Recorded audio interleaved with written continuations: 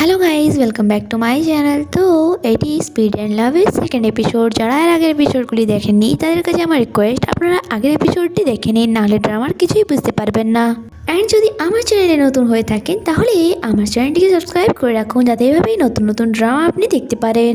And friend, যদি আমার explanation ভালো লেগে থাকে তাহলে আমার ভিডিওটিতে একটি লাইক অবশ্যই করবেন অ্যান্ড কমেন্টে জানাবেন যে আপনার এক্সপ্লেনেশনটি কেমন লেগেছে। তো চলুন বেশি দেরি না করে এক্সপ্লেনেশন শুরু করা যাক। তো আগের এপিসোডে লাস্টে আমরা দেখেছিলাম যেখানে জিনজাও রিংয়ের বাইরে এসে মোমোর হাত ধরে সেখান থেকে পালিয়ে যায়। অ্যান্ড সে যখন তার নাম চেঁচিয়েছিল এটা বেনজিংও শুনে নেয়। আর সেই ব্যাপারে ক্রেজি জিনকে এসে জিজ্ঞাসা করে যে জিনজাও কি তার নিউ গার্লফ্রেন্ড পটিয়েছে।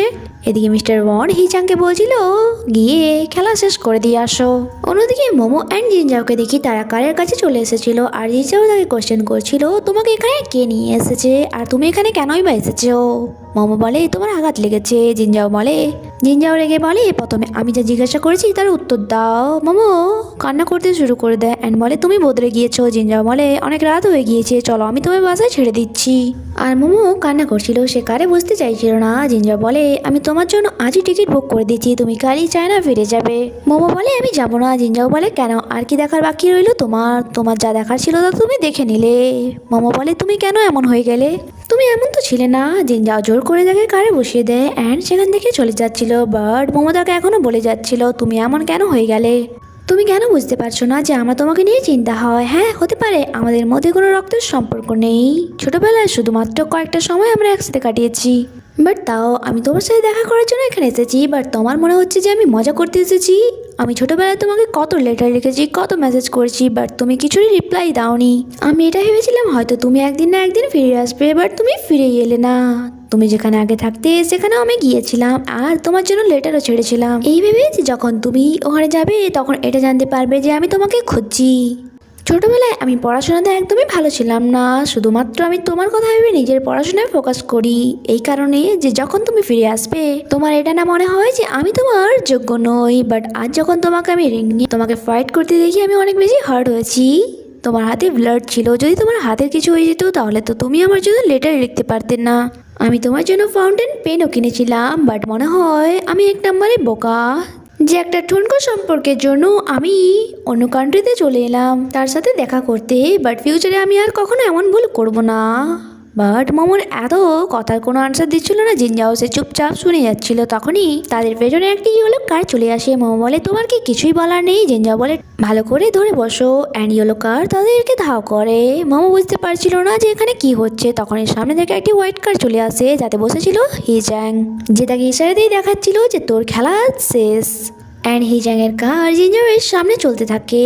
জিনজাও যা হোক করে ওই মাঝখান থেকে বেরিয়ে আসে। অ্যান্ড এখানে এখন তিনটি কার চলছিল, ইয়েলো কার, হিজাংয়ের কার অ্যান্ড জিনজাওয়ের কার। জিনজাও মোমোকে বলে নেভিগেটর কি তোমার মনে আছে? আর আমরা দেখি ড্যাড এক রেসলার ছিল অ্যান্ড ছোটবেলাতেই জিনজাও আর মোমোকে সে শেখাচ্ছিল যে কারের কন্ডিশন অ্যান্ড কারের পার্টসের ব্যাপারে ভালো করে জানা দরকার তোমার, যাতে রেসে আরো সুবিধা হয়। অ্যান্ড প্রেজেন্ট টাইমে জিনজাও তাকে একটি ফোন দেয় আর ওই ফোনের পাসওয়ার্ড বলে মোমোকে বলে এটাতে একটি লোকেশন আছে তা দেখো আর আমাকে ডিরেকশন বলো যে কোথায় আমাকে যেতে হবে। তারা ছোট ছোট গলি পার করে যাচ্ছিল, তখনই ইয়েলো কারের অ্যাক্সিডেন্ট হয়ে যায়। মোমো বলে ইয়েলো কার ক্র্যাশ হয়ে গিয়েছে। জিনজাও বলে ওইদিকে মনোযোগ না দিয়ে আমাকে ডিরেকশন বলো। বাট এখানে হিজাং জিনজাওর পিছনে ছাড়ছিল না, তাই জিনজাও প্রথমে তো যে কোনোভাবে হিজাংয়ের থেকে নিজের পিছু ছাড়ায়। হিজাংয়ের থেকে পিছু ছাড়ানোর পর কিছু দূর যখন যায় আর ওইখানে দুইটি কার চলে আসে আর তাকে দেখে বলে ব্র্যান্ডি সে তো বলেছিল আজ রেসিং এসে আসবে না। জিনজাও মোমোকে বলে তুমি স্টিয়ারিং ধরতে জানো তো? মোমো বলে হ্যাঁ, বাট কেন? জিনজাও বলে ওকে তাহলে আমার 3 ঘোড়ার সাথে সাথে তুমি টিয়ারিং সামলাবে। অ্যাকচুয়ালি তার একটি প্যাকেজ নেওয়া ছিল আর যখনই সেই প্যাকেজটি সে দেখতে পায় সে স্টিয়ারিং ছেড়ে দেয়, মোমো সামলায়। বাট তখনই সামনে থেকে একটি কার চলে আসে। মোমো অনেক বেশি ভয় পেয়ে যায় যে তাদের অ্যাক্সিডেন্ট না হয়ে যায়, তাই জিনজাওকে টেনে ড্রাইভিং সিটে বসায়। মোমো জিজ্ঞাসা করছিল এসব কি হচ্ছে, বাট জিনজাও কিছুই বলে না। এরপর রেস শেষ হয় আর তারা এক জায়গায় পৌঁছয় যেখানে সবাই চিয়ার্স করছিল। জিনজাও তাকে কানে কানে বলে বাইরে বেরিয়ে উল্টোপাল্টা কিছু বলো না, চুপ থাকবে। অ্যান্ড এখানে রেসের যে অর্গানাইজার ছিল জিনজাওকে দেখে বলে আমার তো মনে হয়েছিল তুমি আজ আসবে না। জিনজাও বলে আমারও ঠিক এমনই প্ল্যান ছিল, বাট কি করতাম, মিস্টার ওয়ান্টের চালা আমার পেছনে পড়ে গিয়েছিল। তখনই মোমো বাইরে এসে প্যাকেজটি তাকে দেয়। মোমোকে দেখে অর্গানাইজার বলে ব্র্যান্ডি আমি তো তোমাকে আগেই বলেছি এখানে আউটসাইডার অ্যালাউ নয়। জিনজাও মোমোকে নিজের ক্লোজ করে বলে সে কোনো আউটসাইডার নয় বরং আমার গার্লফ্রেন্ড। যা শুনে মোমো তাকে ভালোবাসার নজরে দেখছিল, বাট তার ভয়ও করছিল। জিনজাও বলে অ্যাকচুয়ালি কারণ তার মনে হচ্ছিল অন্য মেয়ের সাথে আমার চক্কর চলছে, কারণ রোজ রাতেই আমি তাকে না বলেই বেরিয়ে যাই, তাই আজ তাকে নিয়ে এলাম সাথে করে দেখানোর জন্য যে আমি রোজ রাতে কোথায় আসি। যা দেখে ওই ছেলেটি বলে এটা তো অবাক করে দেওয়ার মতো ঘটনা যে ব্র্যান্ডির মতো এক ছেলে একটি মেয়ের চক্করে পড়ে যাচ্ছে, তাও আবার এভাবে। অ্যান্ড তাকে একটি এনভেলপ দিয়ে বলে এই নাও, অ্যান্ড বাসায় গিয়ে নিজের গার্লফ্রেন্ডের সাথে মিষ্টি মিষ্টি কথা বলো, বাট তার আগে এসো তোমার সাথে কিছু কথা আছে। জিনজাও মোমোর কানে কানে বলে এখানেই চুপচাপ দাঁড়িয়ে থাকো, আমি এক্ষুনি আসছি। মোমো এখানে দাঁড়িয়ে তো ছিল, বাট তার অনেক বেশি ভয় করছিল। অ্যান্ড আশপাশের সকলে তারপর কমেন্ট পাস করছিল যে ইউ আর ভেরি হট। তখনই সেখানে ওই ছেলেটি আসে যাকে আমরা রেসিং এর সময় দেখেছিলাম, অ্যান্ড সে মোমোকে দেখে বলে এটার প্রাইস কত, আমি এটাকে কিনতে চাই, আই লাইক দিস।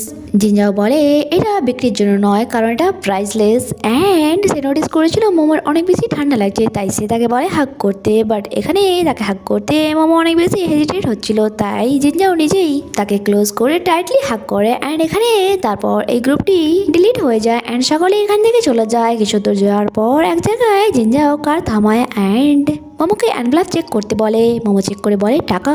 জিনজাও বলে তো আর কি হবে, এটার জন্যই তো এত কিছু করা। মোমো বলে জাস্ট টাকার জন্য তুমি এত ডেঞ্জার কাজ করো। জিনজাও বলে হ্যাঁ আর কি বা করবো। মোমো বলে আর ওই ছেলেটির কি হবে যার অ্যাক্সিডেন্ট হয়ে গিয়েছিল, যদি তার জন্য পুলিশ তোমাকে এসে অ্যারেস্ট করে। জিনজাও বলে তোর এমন কিছুই হবে না, কারণ এখন তো গ্রুপ চ্যাটও ডিলিট হয়ে গিয়েছে আর পেমেন্টও ক্যাশে হয়েছে, অ্যান্ড ওই রোডে কোনো ক্যামেরাও ছিল না। যা শুনে মোমো অনেক রেখে কার থেকে বেরিয়ে আসে অ্যান্ড বলে তো কি আজ তার হয়েছে, যদি কাল তোমার হয় তখন তখন তুমি কি করবে?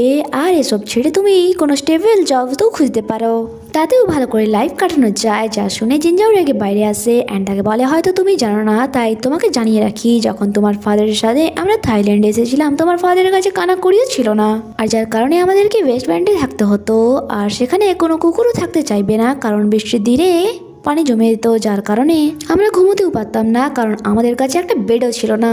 অভাব দূর করার জন্য ছোটখাটো কাজও করেছি, আর তারপর একটি ভালো জবের জন্য এক পার্সনকে টাকাও দিয়েছিলাম, বাট যখন তাকে এটার জন্য কল করা হয় তার ফোন সুইচ অফ বলছিল।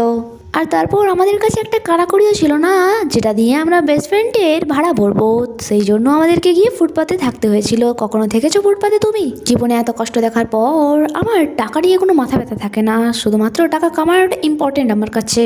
ছোটবেলা সেই দিনটি আমার এখনো মনে আছে যখন শুধুমাত্র টাকার জন্য আমাকে নিজের স্টাডি ছাড়তে হয়েছিল। আমার কাছে টিউশনের ফিস ভরার মতো টাকা ছিল না, আর যখনই পেমেন্ট স্লিপ আমাকে দেওয়া হতো আমি তা নিয়ে বাইরে দাঁড়িয়ে ড্যাডকে দেখতাম যে কি মুখে আমি ড্যাডের কাছে টাকা চাইবো, যখন আমি ড্যাডের কন্ডিশন ভালো করে জানি। জিনজিংয়ের হার্ট ডিজিজ আছে, তার কারণে তার অপারেশন করাতে হবে যা অনেক বেশি এক্সপেন্সিভ, আর খরচ বেশি বলে যে তাকে এভাবে মরতে ছেড়ে দেবো তা তো নয়। আমি কি করব? আর তোমার ড্যাড যে নিজের খারাপ সময়েও আমাকে অনাথ ভেবে আমার হাত ছাড়েনি, সেই জন্য যাই হয়ে যাক না কেন এই ছেলে সবসময় ওনার সাথে থাকবে। মোমো বলে এইসব ব্যাপারে মম জানে। জিনজাও বলে জেনেও কি লাভ, এখন ওনাদের ডিভোর্স হয়ে গিয়েছে তাই তারা একে অপরের রাস্তায়। মোমো বলে বাট তাও তোমার এরকম ডেঞ্জার কাজ করা উচিত নয়। জিনজাও বলে তো কি হয়েছে, এটাতে আমি টাকা পাই, আর আমি যদি মরেও যাই তাতে কার কি যায় আসে। মোমোদের কলার ধরে বলে তুমি সঠিক রাস্তা কেন বেছে নিচ্ছ না? জিনজাও বলে কলার ছাড়ো। মোমো বলে কে বলেছে কেউ তোমার কেয়ার করে না, আমি করি কেয়ার, আমি তোমার হেল্প করব। জিনজাও বলে তুমি তুমি হেল্প করবে আমার, বাট কি সম্পর্কে? তুমি আমার কি হও? তুমি তো তোমার সারনেমটাও চেঞ্জ করে নিয়েছো, তোমার নাম হচ্ছে এখন জিয়াং মো। মোমো বলে তুমি আমাদের সাথে দেখা করতে কেন এলে না? এই জন্যে যে মম ড্যাডকে কিছু না দিয়েই ছেড়ে দিয়েছে অ্যান্ড তুমি মমকে হেট করো, বাট এই কথার কোনো আনসার দেয় না জিনজাও অ্যান্ড তাকে জোর করে কারে বসিয়ে দেয়। বাট সে বাইরে দাঁড়িয়ে নিজের মাথা ঠান্ডা করছিল, তখনই তার কাছে কারোর কল আসে অ্যান্ড সে বলে ঠিক আছে। অ্যান্ড মোমোকে বলে তোমার ড্যাডের নিউ ওয়াইফ তোমাকে বাসায় ডেকেছে, চলো আমি তোমাকে ড্রপ করে দিচ্ছি। মোমো বলে ঠিক আছে, বাট তার আগে তোমাকে আমায় প্রমিস করতে হবে। জিনজাও বলে কি কারণে? মোমো বলে যে তুমি এইসব ডেঞ্জার কাজ ছেড়ে দিয়ে কোনো ভালো জব করবে, আর তুমি যদি না বলো তাহলে আজকে আমাদের দুজনের মধ্যে কেউই বাসায় ফিরবে না। যা শুনে জিনজাও বলে ঠিক আছে অ্যান্ড সে সেটাই ঘুমিয়ে যাচ্ছিল। মোমো বলে ব্রাদার চলো আমরা আমাদের বাসায় ফিরে যাই যেখানে ছোটবেলায় আমরা কাটিয়েছি। জিনজাও বলে কেন তুমি চায়না ফিরে যাচ্ছ না? মোমো বলে না আমি এখানেই থাকবো অ্যান্ড আমরা সেই বাসাতেই যাব যেখানে আমরা ছোটবেলায় কাটিয়েছি। ট্রাস্ট ইউ, আমি ইনকাম করতে পারবো অ্যান্ড তারপর তোমাকে ডিপেন্ড করব, আর তুমি তোমার স্টাডি কন্টিনিউ করতে পারবে, আর তারপর তুমি একটি ভালো জবও পেয়ে যাবে আর নিজের একটি ভালো লাইফ কাটাবে। এটা বলে সে কাঁদতে শুরু করে দেয়। যখন কি জিনজাও ভাবছিল আমি তোমাকে কি করে বলবো, আমি ওখানে যেতে পারবো না। অন্যদিকে ওয়ান্ড হিজাংকে কথা শোনাচ্ছিল যে প্রথমে তো তুমি ফাইটে হারলে, তারপরে রেসে তুমি কিছু কাজের না। হিজেং বলে বস আমাকে একটি সুযোগ দিন, বাট ওয়ান্ড তাকে থাপ্পড় মেরে বলে ইউজলেস কথাকার, দূর হও এখান থেকে। এদিকে মোমো যখন তার চোখ খুলে সে দেখে জিনজাও ওর নিজের জ্যাকেট তাকে পরিয়ে দিয়েছিল অ্যান্ড সে বাইরে এসে তাকে থ্যাঙ্কস বলে। জিনজাও বলে তোমার মম মানসি থাইল্যান্ডে চলে এসেছে, তিনি তোমার ড্যাডকে কল করে বলেছে। মোমো বলে ওকে। নেক্সট ডে মোমোকে ড্রপ করতে যায় জিনজাও অ্যান্ড সেখানে পৌঁছানোর পর মোমো বলে তুমি কি মমের সাথে দেখা করতে চাও? জিনজাও বলে না অ্যান্ড তাকে ড্রপ করে সেখান থেকে চলে যায়। এরপর মম তাকে বলছিল আমরা অ্যাব্রোডে চলে যাচ্ছি অ্যান্ড সেখানে গিয়ে তোমাকে কোনো ভালো স্কুলে অ্যাডমিশন করিয়ে দেবো যেখানে তুমি তোমার স্টাডি মন দিয়ে করতে পারবে। বাট মোমো বলে আমি কোথাও যাচ্ছি না, ইভেন তো গ্র্যাজুয়েশন কমপ্লিট করার পরেও না, আমি এখানে থেকেই আমার পড়াশোনা কন্টিনিউ রাখবো, তাও আবার আমাদের পুরনো বাসা থেকে যা নানজিংয়ে আছে। মম বলে এবার তা তো আমরা বিক্রি করতে চলেছি, কারণ আমরা এখান থেকে চলে যাচ্ছি। মম বলে বাট কেন? মম বলে তুমি তো জানোই ভালো করে যে আমি ক্রিসের সাথে বিয়ে করতে চলেছি, তাই এখান থেকে আমরা চলে যাব, তাই ফালতু ফালতু বাসা রেখে কি লাভ, তাই আমরা এটা বিক্রি করে দেব। মম বলে আপনি এভাবে ছেলে বিক্রি কেন করছেন? যদি ইনি আপনার সাথে ফিউচারে চিট করে তাহলে আপনি কি করবেন? তখন কোথায় যাব আমরা? যা শুনে ক্রিস বলে তোমরা কথা বলো আমি আসছি। অ্যান্ড মোমো মমকে রিকোয়েস্ট করা শুরু করে দেয় যে যদি এই বাসাটি বিক্রি করে দেই তাহলে আমাদের ফিউচারের জন্য কি থাকবে। মম বলে আমি সব কিছু ভেবে নিয়েছি, তাই তুমি চিন্তা করো না, যাই হয়ে যাক তোমাকে অ্যাব্রোডে যেতেই হবে। তখনই মম বলে এখানে কি করছে? মোমো দেখে জিনজাও আবারও ফিরে এসেছিল অ্যান্ড সে বলে সে তো আমাকে ড্রপ করে চলে গিয়েছিল, তার মানে মমকে দেখার জন্য সে এখানে এসেছে। মম বলে মানে তোমাকে সে ড্রপ করে দিয়ে গিয়েছিল? মোমো বলে তো কি হয়েছে? মম বলে দেখো মোমো তুমি এখন বড় হয়েছো, তাই অপোজিট জেন্ডারে থেকে তোমার দূরত্ব বজায় রাখা দরকার। আর তুমি ভালো করে জানো যে সে তোমার বায়োলজিক্যাল ব্রাদার নয়। মম তুমি এটা কি বলছো? সে জিনজাও। মম বলে মোমো আমি তোমাকে আগেই বলে দিয়েছি যে সে তোমার বায়োলজিক্যাল ব্রাদার নয় অ্যান্ড তার কন্ডিশন তুমি ভালো করে জানো। মোমো বলে মম আপনি এভাবে কি করে বলতে পারেন? হ্যাঁ হতে পারে আমাদের মধ্যে কোনো রক্তের সম্পর্ক নেই, বাট সে আমার ভাই হয়। মম বলে সেই একই কথা বলে যাচ্ছ তুমি আর তোমার ড্যাড ঠিক একই রকমের জেদি।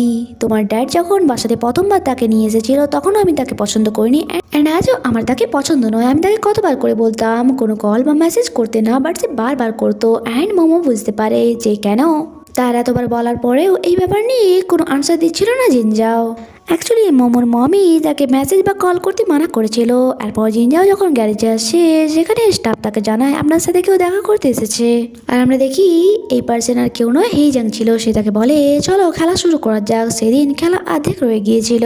জিনজাও বলে আমি তো তোমাকে আগেই বলেছি আমার মুড নেই, তাই যাও এখান থেকে। এটা বলে সে সেখান থেকে চলে যায়। অন্যদিকে মোমো বাসায় ফিরে এসে অনেক বেশি রেগেছিল। মমের কথা তার বারবার মনে পড়ছিল অ্যান্ড সে রেগে ডার্ট মারছিল। আর সে ভাবছিল যখন মম তাকে বলেছিল যে কোনো জেদ না করে চুপচাপ কাল এয়ারপোর্টে চলে আসবে। ডার্ট মারতে মারতেই ওই ডার্টবোর্ডের পেছন দিকে অনেক লেটার একসাথে পড়ে। আর নিহান যখন তাকিয়ে চেক করে সে বুঝতে পারে এই লেটারগুলি তারই লেখা লেটার ছিল যা সে জিনজাওকে পাঠিয়েছিল। অ্যান্ড জিনজাও এই সমস্ত লেটারের পেছনে একটি করে কিউট মেয়ের ফটো এঁকেছিল। অ্যাকচুয়ালি সে মোমোকেই ইমাজিন করতো যে সে কেমন এজে কেমন দেখতে হবে। আর যা দেখে এখানে মোমো অনেক বেশি স্যাড হয়ে যায় অ্যান্ড ওই চিঠিগুলি বুকে লাগিয়ে কাঁদতে শুরু করে। আর এখানে এই এপিসোডটি শেষ হয়। আগে কি হয় তা জানতে স্টে কানেক্টেড। ভিডিও ভালো লেগে থাকলে লাইক কমেন্ট করতে ভুলবে না। দেখা হচ্ছে পরের এপিসোডে। টাটা।